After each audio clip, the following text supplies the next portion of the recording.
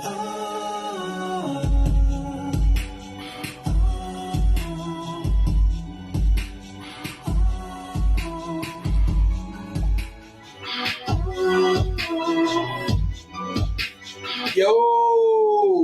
I Respectfully Disagree podcast.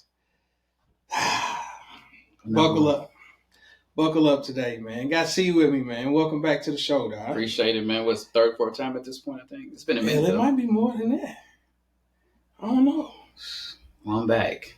Welcome back. We sitting there getting us some football in, praying on these tickets. Parlays. Man. But today, dog, we just gonna chill. No real agenda per se, just conversation. And that conversation is going to center around Drake. And the album, the reaction from the album, and all the shenanigans that's going on in the world of social media, as well as really all media. Right. Radio, podcasts, and it's like, I don't even know where I want to start at yet, because I have a lot that I want to discuss. But before we dive into everybody else's reactions, I want to hear your thoughts overall just on the project itself. What type of expectations did you have? Because they had rolled out the title of the album months ago. Right. And I guess everybody had that expectation that this is going to be, quote unquote, the old Drake, and he's just going to go in, and the title, people felt misled by the title. What were your expectations? What were your initial thoughts on that first listen? I think for me, it's more so about when I listen to Drake, I don't really have high expectations as far as who's going to be on the album, how many songs, what lane he's going to go in. I just always felt like he's going to come with something that's going to be a little bit different. Mm-hmm. But also with every album that he's ever dropped, for me, that album always grew on me over time. It grew. Yeah. You know what I'm saying? The first listen, it's like, okay, what's going on? You know what I'm saying? Because even with the intro, I'm used to him rapping on the intro. That's the first thing that stood out on the album. He wasn't rapping instantly. He was singing. Mm-hmm. So, okay, you go through, then you go to the features. Features threw me off. Definitely threw me off. Because there was several that I was like, I have no idea who this is. You know, so it's like, then you think he's on tour. How long has he how much time has he put into the album? Mm-hmm. And just kind of, I feel like he's dropped so much music though too. So are we getting new records? Or are we getting old records? You know what? I never thought about that. That's a great question. You know what I'm saying? So it's like a lot goes into it. But overall for me, even if I had to rate it right now, I would honestly rate the album an 8 for me. Out of 10? 8 out of 10. That's, you know what? Honestly, that's fair. The 8 out of 10. Because normally, I'll say this. When I used to work in the office, I was allowed to wear my headphones. Mm-hmm. So I was more in tune with music as soon as it dropped. Because I'm already at work, 6 o'clock in the morning, boom, whatever released at midnight or whenever it drops. I'm first thing in the morning, it's cool, I'm going to go check it out. Where now, based on my position, I work from home. I'm in meetings a lot, or I got to be ready to, if anybody's like, hey, I need to call you, I got to be available for that. So in terms of music, I don't get to listen to it as frequently as I want to. Yeah. So I hadn't heard it yet, but I was looking at all the reactions. Not only, Shade Room, this and that, but amongst my peers. Because I have a lot of friends that are considered diehard Drake fans. And even they was like, man, I don't know about this one. Yeah. I don't know about that. I was like, man, it can't be that bad. So later on that, I want to say maybe Saturday, me and my wife was riding around and I was like, here, I'm going to put it on.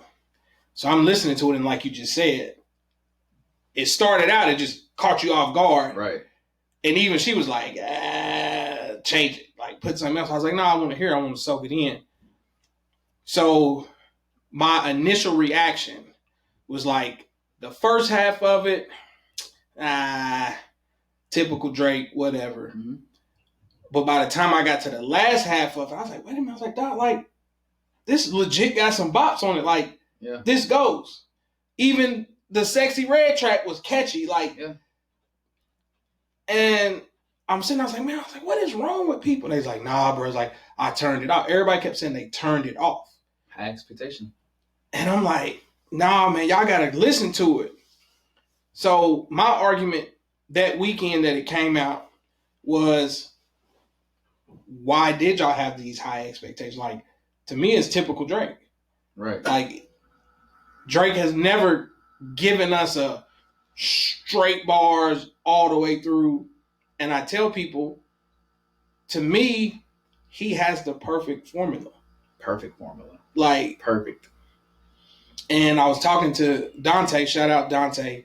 I was hoping he would be on here, but you know what I'm saying? I wanted to have this conversation while it was still a somewhat trending topic, because me and him was talking about the Joe Budden reaction or whatever. Mm-hmm. And our conversation was geared more towards the hip hop part of the conversation. And we'll touch on that. I get your thoughts on that. But I'm saying to myself, it's like, you either are doing music because you love music, or you're doing music because you love the business aspect of it, the money making aspect of it. And I feel like for him,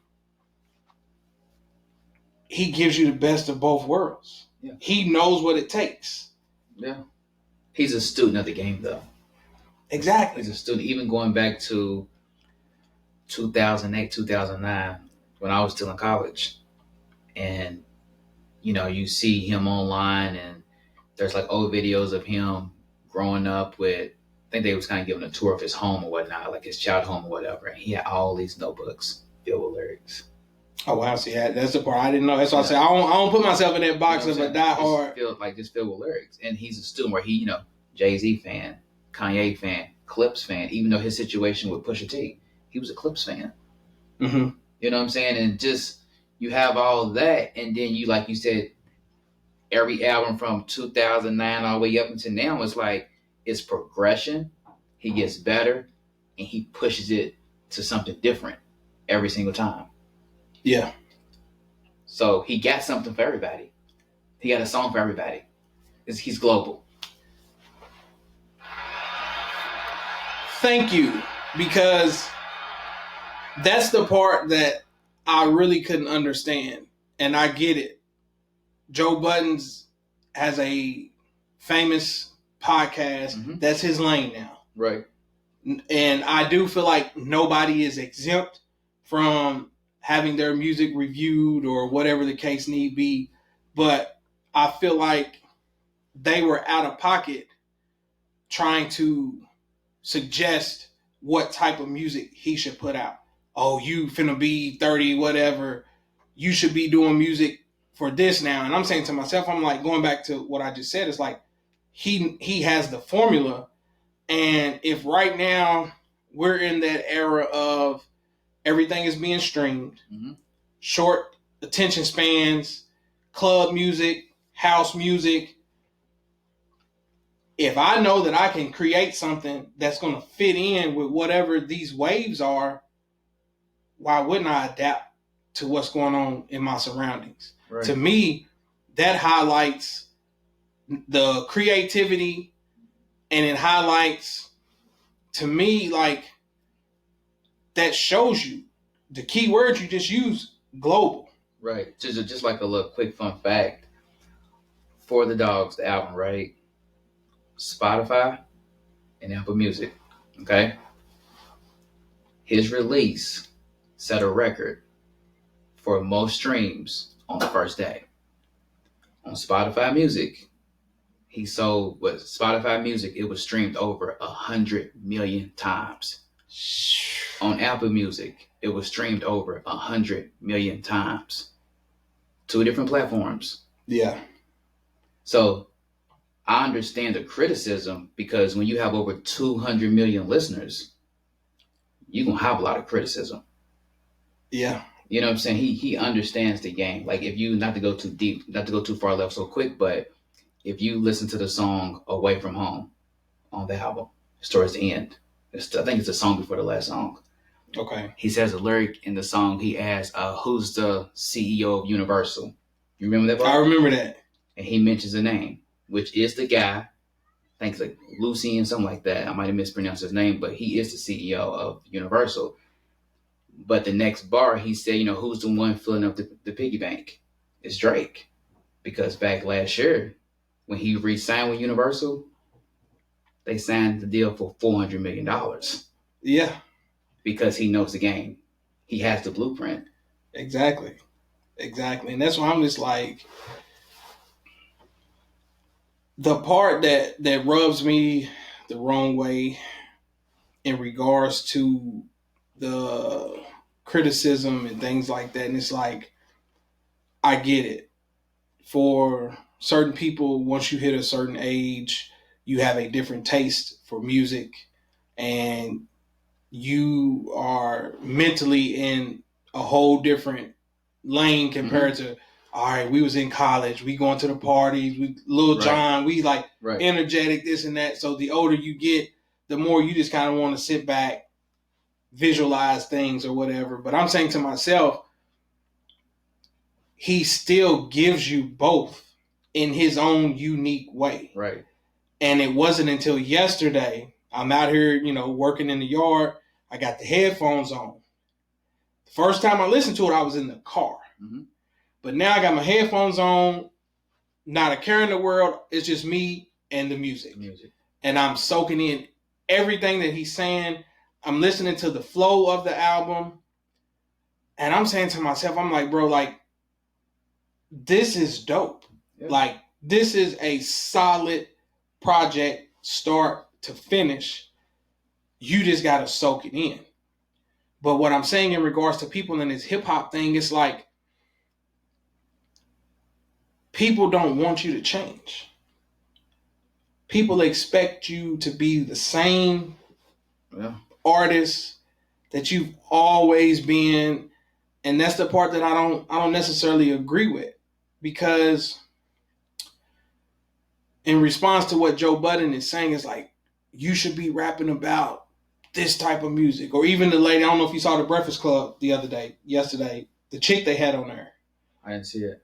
So they brought somebody in and they was doing an interview and she was like, I can't be a Drake fan no more. When I first fell in love with Drake, I was young, in college. Okay, I saw it. Okay, you saw the clip or whatever.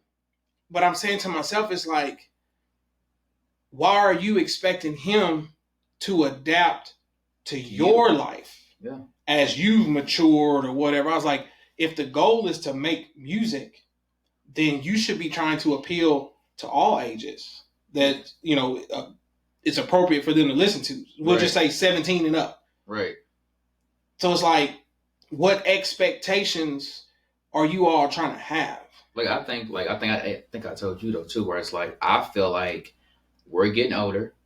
We're close. We're in the same generation as Drake. We basically at his age. Mm-hmm. So we're getting older, but his audience is getting younger. But there are at least 21 tracks on it, something like that. I think it said 23, 21 or 23. Yeah. There's at least 17 tracks for everybody individually. I don't care anybody. So I'm gonna use the word you use, visualize. Like when I listen to the music, it takes me somewhere. Mm-hmm. I can name situations in my mind. I can see situations in my head and moments and time. Just listen to different music. You know what I'm saying?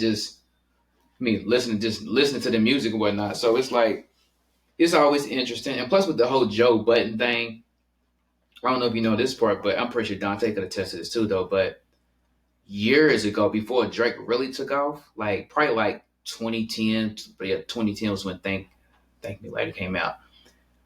Him and Joe Budden used to hang with each other a little bit before he took off.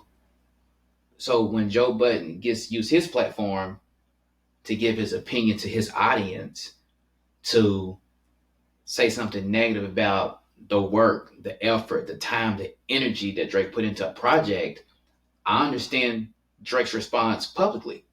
Facts. I get it. You know what I'm saying? you came at me a certain way publicly when both of them do communicate in the DMs on Instagram. Because what happened, I think the next day, Joe Budden did come back and he shared a little conversation that him and Drake had in the DM. I saw parts of that. I was actually looking for that full episode, and we all know how long his podcasts and stuff are, and it's like, I'm like, bro, like, nah, like I'll start and kind of skip around and things like that, but I couldn't find. I don't know if it hadn't been uploaded yet where he was reading the messages or whatnot, because I was kind of interested in that. But sticking to where you're at, because that was going to be one of my talking points anyway. It's like, I don't understand why people feel like Drake shouldn't have had that reaction. If I'm putting my heart and soul into something, and I know that thus far I've been successful with it, yes, Joe Budden is entitled to critique and give his opinion and share whatever he wants to. But like you said, once you start questioning my work ethic, my motives, my lyrics, my features, who I'm catering to, like, now you stepping into, this is personal territory. Why not just ask the question before making an assumption? That's fair. But that happens in real life every day with people, right? Yeah. Instead of us asking a direct question like, "Hey, Drake, well, like, what was your motivation for this album?" Mm-hmm. Well, my son Adonis, he wants to hear me rap a little bit more, like, for him and his friends. You know what I'm saying? It could be anything. Right. Or I'm just having fun. I didn't did everything. Exactly. And I honestly, like, I feel like at that point, it's fair game. Like, yes, like I just said, he should be able to sit on his podcast and critique it, discuss the beats, discuss the features, give his take on it. But I also feel like Drake is entitled to defend his work. Right. And sidebar, it's like, you are in the stocks. You day trade or you do all of that. You have more knowledge, more experience. You're more successful than me in that lane, because I got burnt with the crypto space jumping off the edge. But that's literally like me sitting on this podcast and it's like, bruh, you and your stocks and you doing this and doing that. And it's like, you have every right to say, man, shut the hell up, bro. You only invested in crypto and we see how that's going. Shut your ass up. That's literally how I viewed that. Yeah. And at that point, there's nothing that I can say because I don't even have a track record to defend my critique of you. And that's where I feel like, Drake is like, bro, you had to leave music to do podcasts. If you have all these answers for what people should be doing, then why aren't you taking your own advice?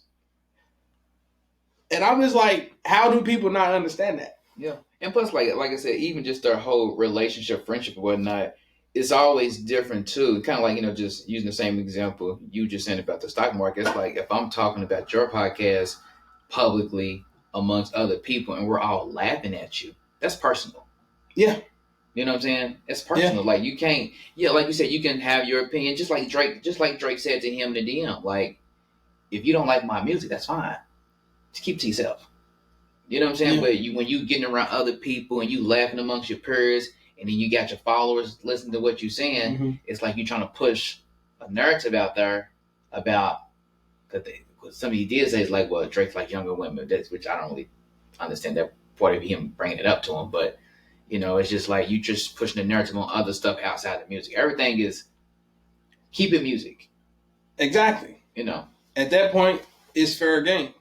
But that's what I'm saying. It's like this whole label of what is hip hop that ain't real, and I want to hear this and I want to hear that. And it's like, people have to understand, okay, this is just my opinion, but people have to understand that, like I was saying earlier, there's music to show your passion, storytelling.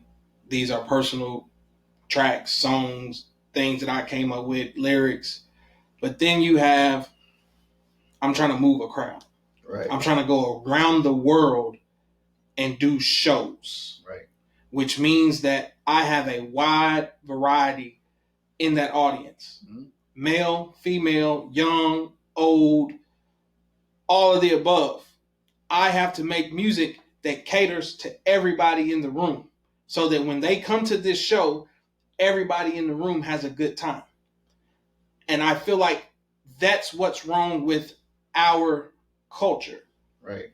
Like, we want to put everybody in this box, and they're only supposed to make music that caters to our ears. So I have a question for you. What do you think is Drake's most streamed song today in his whole catalog? Ooh. I know the answer to it. So like you can his top 3 songs, whatever, out of all the Drake songs that you heard. If I just had to get like, You just guess. cause he got a large ass catalog. Mm-hmm. And I'm gonna give you a hint. It ties into what you just said, catering to people. I'm gonna definitely put God's Plan up there. It's his third. Dang, I was shooting at number 1. Hell, It's his third. God's Plan. I feel like during that time, Hotline Bling It's number 2. did well globally. Like, Mm-hmm. there's like everybody enjoyed that one. Yep, it's number 2. God's Plan, Hotline Bling. I don't know. One Dance. One Dance. Which one is that? I don't want to sing it, but no, I pray.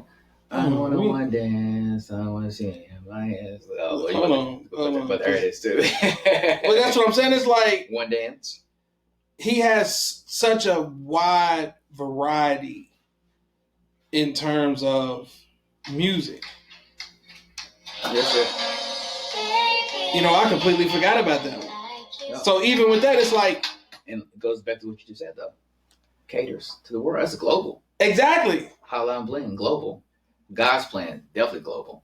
And I'm saying to you, like, the perfect recipe for me off of this new project was the track with Bad Bunny. Mm-hmm. It's like, to us, a regular listener or whatever, Right. and I don't mean to single out African Americans or whatever, but it's like, he jumps on the track, he's speaking Spanish or whatever it is. Yeah. I don't want to hear this shit, turn this shit out. But I'm like, Latin music is also one of the biggest markets currently. Yeah. Like, so for him to be able to create music that every culture is going to enjoy, I don't understand why we can't accept it. Either you like it or you don't. Right. And I'm like, if the goal is to sell records and to make a career selling records, Mm-hmm. that's the gold standard, bro. Like, Right. he's able to do features with everybody. Mm-hmm. And not only that, I learned something. I didn't know J. Cole didn't have a number 1. A number 1 record. No, right. He had number 1 album, but Right. he had no record. Yeah. So I'm saying to myself, I'm like, even with that track, everybody just kept trying to make them go at each other. Oh, That's he one of killed my him. He's this That's and that. actually one of my least favorite tracks on the album. And I had to soak it in. Like, don't get me wrong. Cole's verse was tough. Mm-hmm.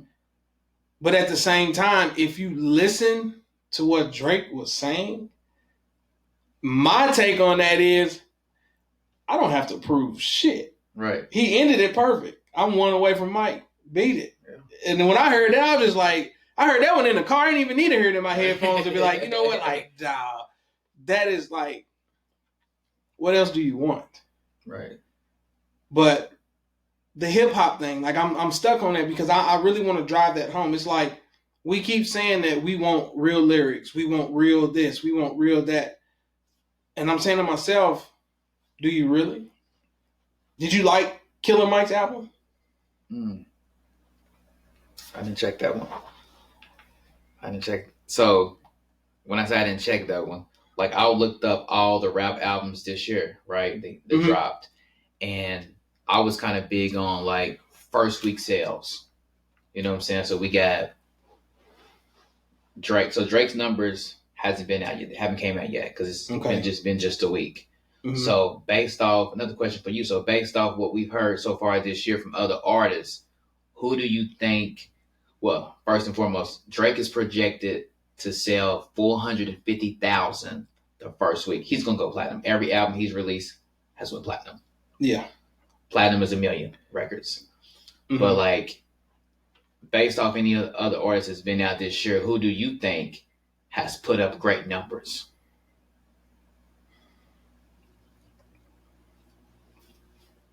Honestly, like numbers wise, I don't know, because that's what I was trying to explain to Charles. It's like we're in such a weird time right now in terms of rap.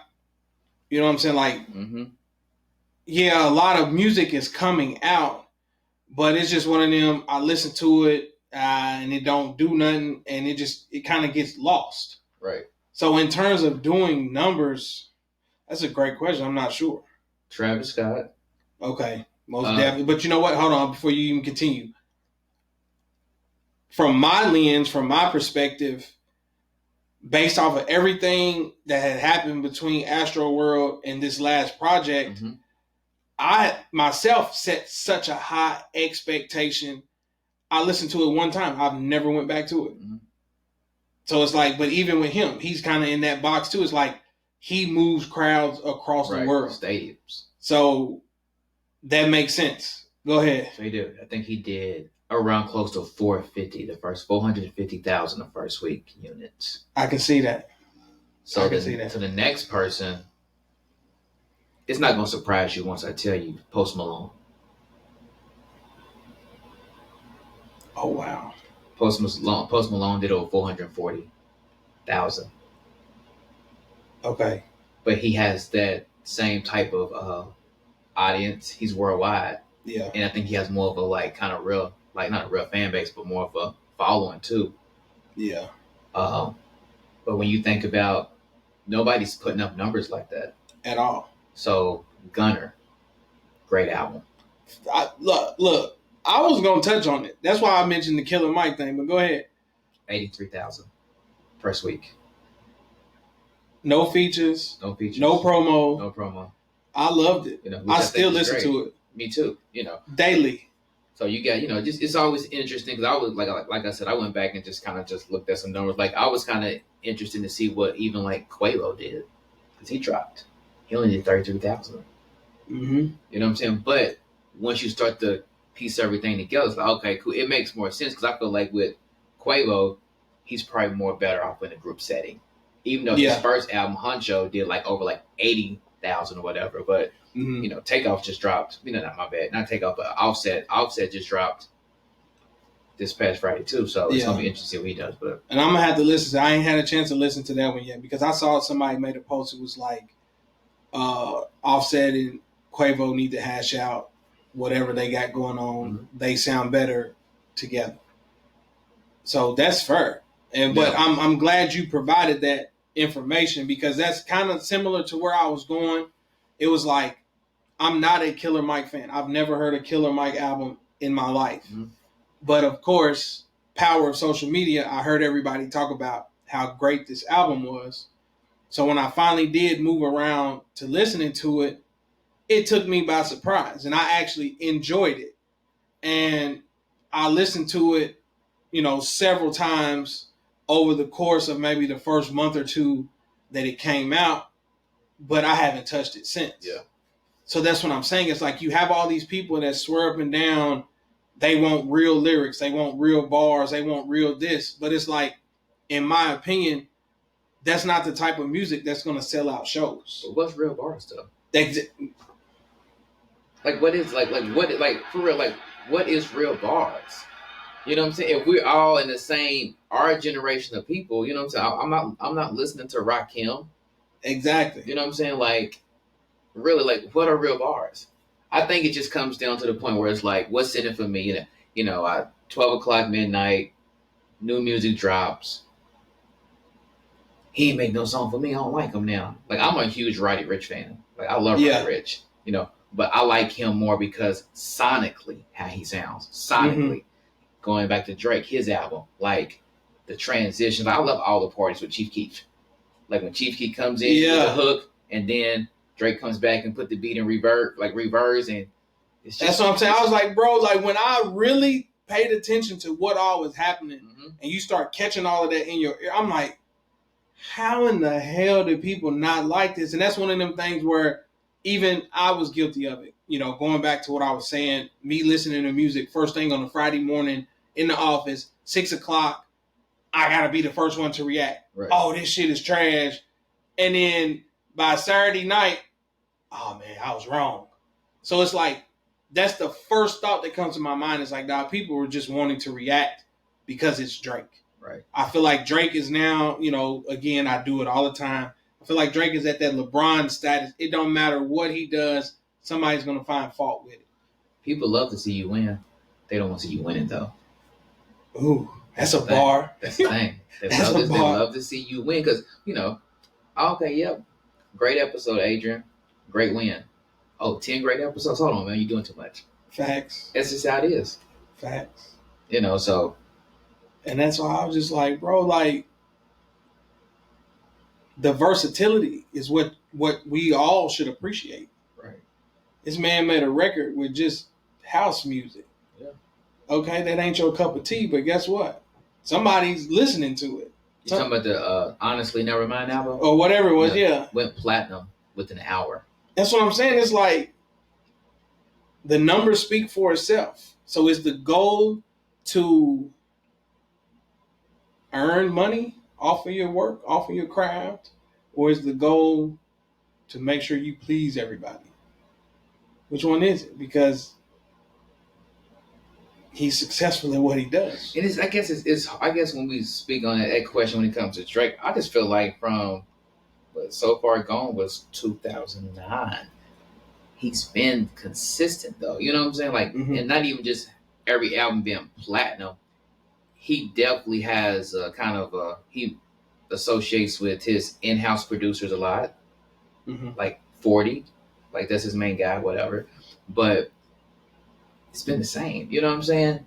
Right. And then when it comes to music, a real question is we could really ask people, what is really enough time? Like, what is the time we should take to dissect an album before we give our opinion? You can't give a real opinion in 24 hours. No. Because like I said, I'm guilty of it. I was one of them people.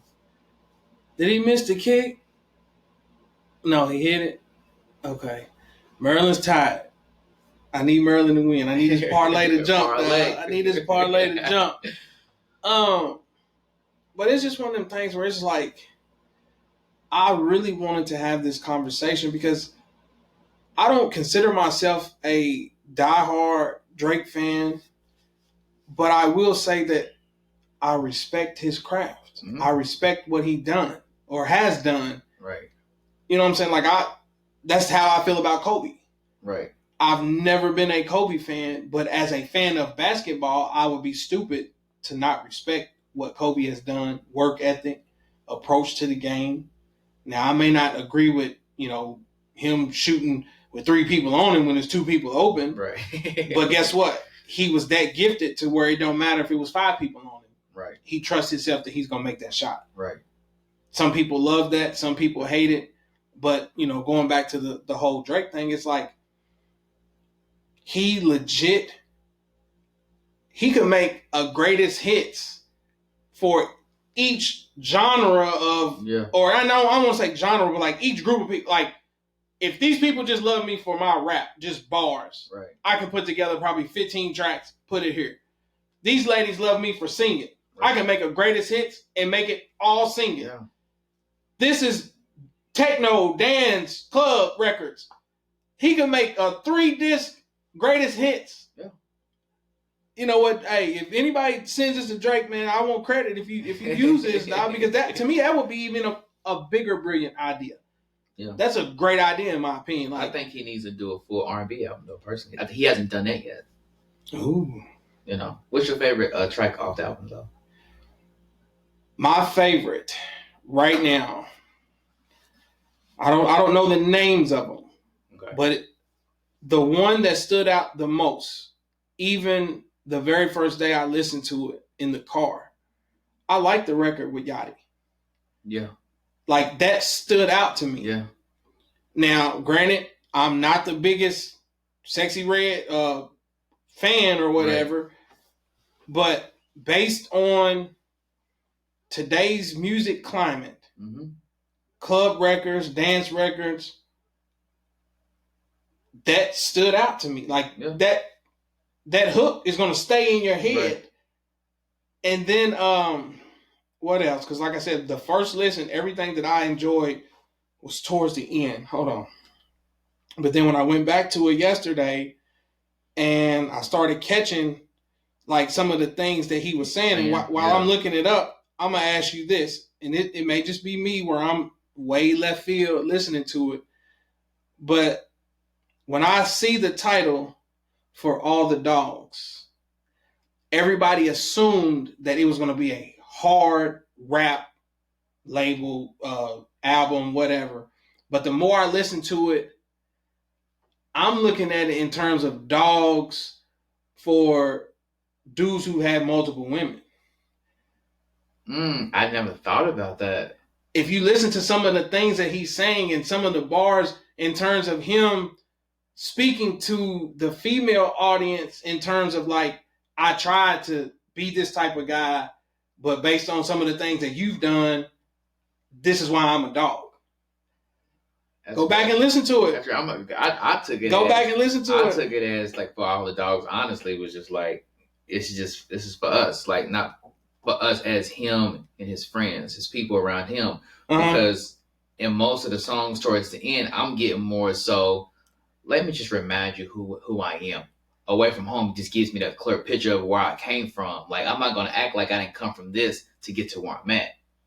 Yeah, you know what I'm saying. You know, just so. It's one of those things, but I don't remember how the hook or whatever it was went, but I'm looking at the title and I want to say the Bahamas Promises, and it was like something along the lines of you messed my trip up or yeah. So that's what I'm saying. It's like I'm listening to this and it's almost kind of like when I see For All the Dogs. Women call me and dogs. Like, y'all are dogs. Y'all this and that and this. That's how I interpreted the project. But like I said, the Yachty one stood out. The Chief Keef one. I liked how they mixed parties. That. I had no idea until the other day when I was listening to Joe Budden them. I didn't know that these were classified as stamp dates. Yeah, timestamp records. Timestamp records. Like, I had no idea. Like, I did notice where on every one, or almost every one, it's a 5 a.m. here or this and that. He really spit stuff. That's what I'm saying. Like, just soaking it all in. That stood out. If I had to pick a favorite, I'm gonna say the one with Yachty. Okay. Because, like I said, hold on, I'm pulling up my messages from the family chat from the very first night. Last week, and like I said, I listened to it over the weekend, and that was my initial reaction. Go ahead while I'm looking it up. What's your favorites? I like the Calling for You. Okay. I like that. I like the sample though. Do you listen to Friday? The artist named Friday. Friday is the dude that was. Friday is the artist that's on the hook of God Did. They counted us out. Okay. That's him. So his project's pretty dope. So they sampled his music or whatever. They sampled him in the background for that. I like that one. I like Drew Picasso, Polar Opposites. I like the majority of it for real, honestly. Of course, the song with Party Next Door, Members Only. So that's like I listen to Party Next Door more than I listen to Drake. So. And you've always said that, so that's fair. You know, you stick to that, and that's what I'm saying. It's like, bro, like. I enjoyed the whole thing on the second listen. Mm-hmm. And the crazy part is I can't wait to sit down and soak it in because I know it's going to be some more that I pick up. And I'm just saying to myself, it's like, dog. I think it's the records sound better when you kind of understand who he may be talking about. You know what I'm saying? So. Here it is, right here. October the 7th at 1:26 p.m. this Drake ain't as bad as y'all make it out to be. The first half is mid, but the end bops. And I said, conversation went, I effed up with my level of expectation. I said it wasn't good, but it wasn't bad either. This is the very first weekend. And then they was like, oh, it's mid. And I said, out of the last three, I said, this is typical Drake. Like, what expectations could you have possibly had? Here it is right here for your eyes to see. The joint with Yachty is not bad. That's what I'm saying. Like, that stuck out to me. Like, right out the, like, yeah. I'm like, okay. But according to Joe Budden's them critique and stuff, it's like, why are you working with these type of artists? Yeah.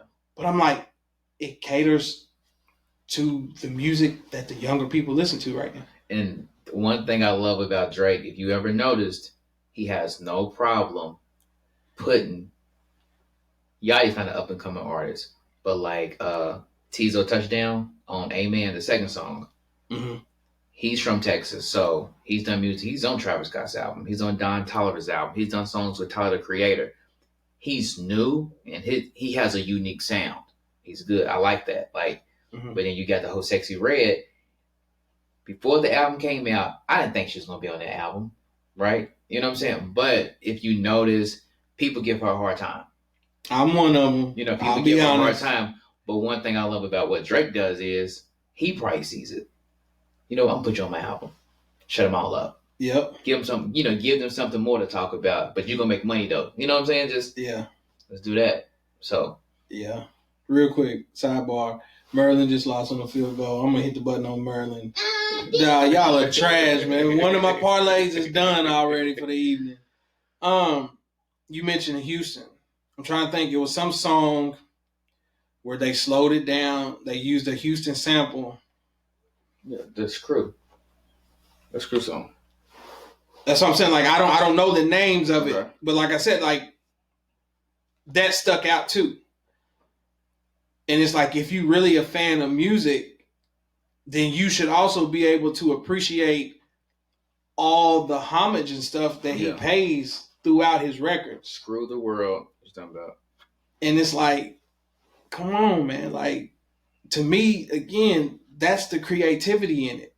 If you're really a fan of music, as most people claim to be, then you should be able to pick up on some of the samples that's being used. Mm-hmm.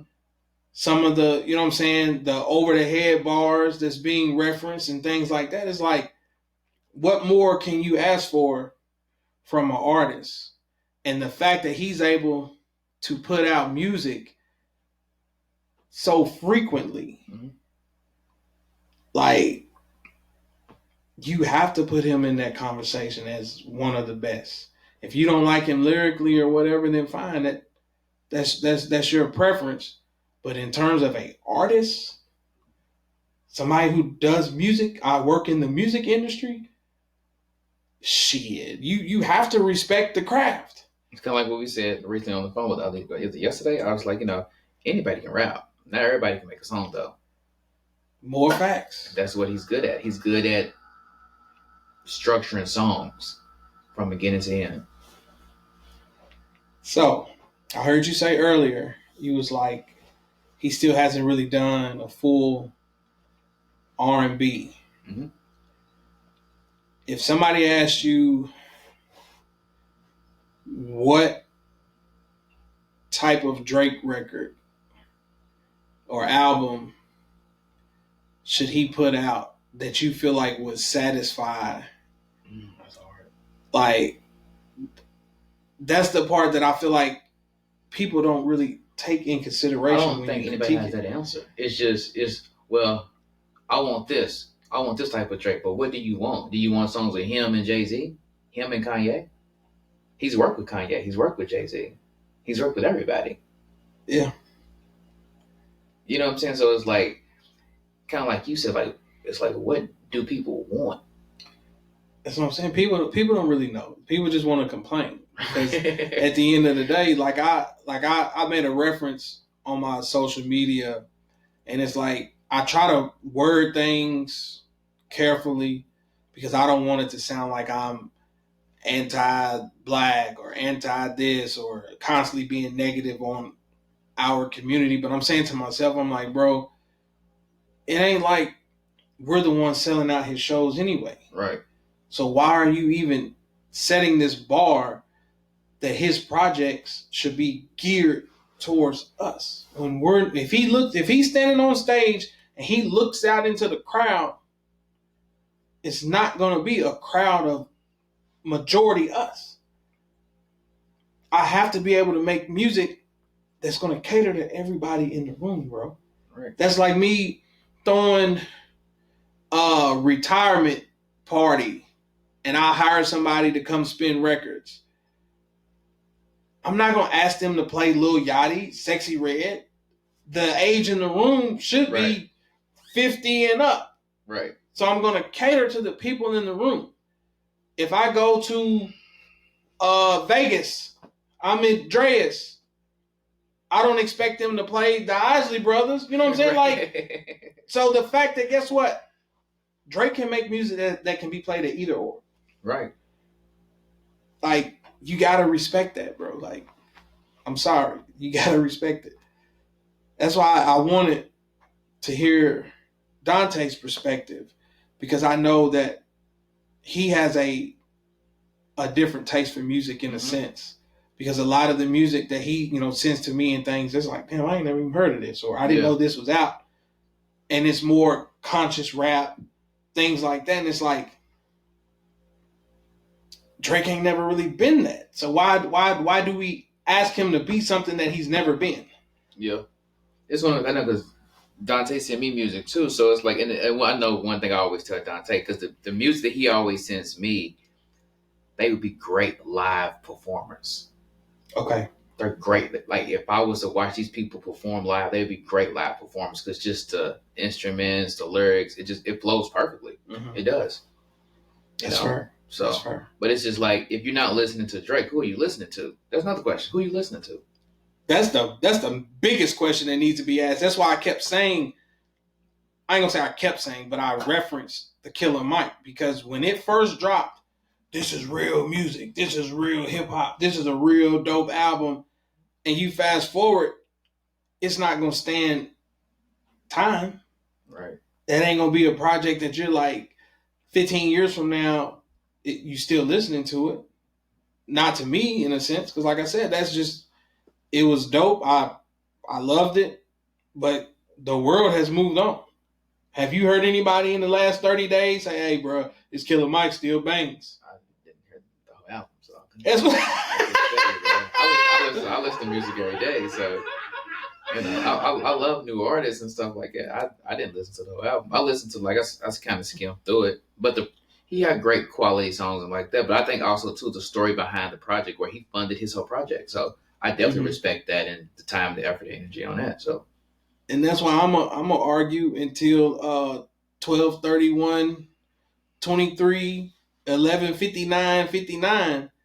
I feel like for 2023, I feel like Gunna has the best album. Yeah. Like, it does not get old to me. I get it. That's my personal opinion. If you want me to hit the button, y'all thumbs up. Let me know in the comments. I honestly feel like Gunna has the best project. And that came out, shit. It was before I even went on the cruise, so it had to have been 3 months ago, maybe? Early summer or something, wasn't it? Yeah. I went on the cruise in July. Okay. So it had to have been, you know what? I'm tripping. It's all at the fingertips, hell. It's all at the fingertips. Because look, it's at the top of my list, bro. Like, I still listen to it on a regular.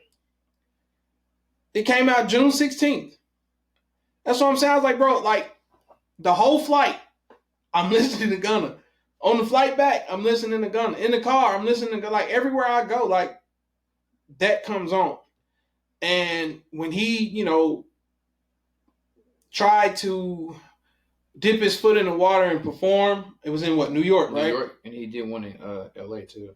I'm saying to myself, like, the energy in the crowd, you could feel it. It wasn't no standing around. Everybody, you know what I'm saying? Like, you just had a good time. And that's the part, not to keep rambling, we'll get off here. But I'm saying to myself, going back to Drake, it's like, you have to be able to create music that you know people are going to have a good time.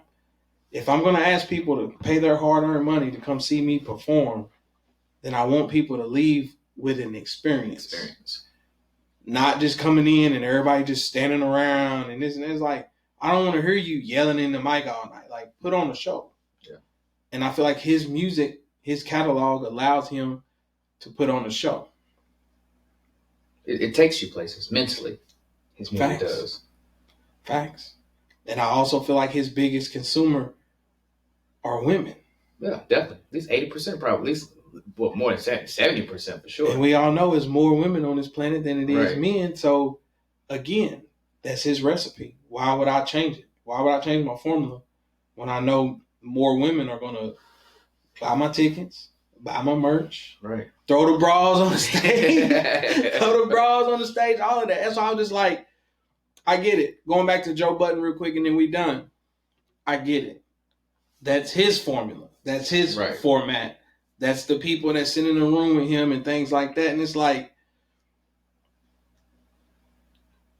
this circle, all these people in this room, I would appreciate it more if he would have done this. I would appreciate it more if he would have done that.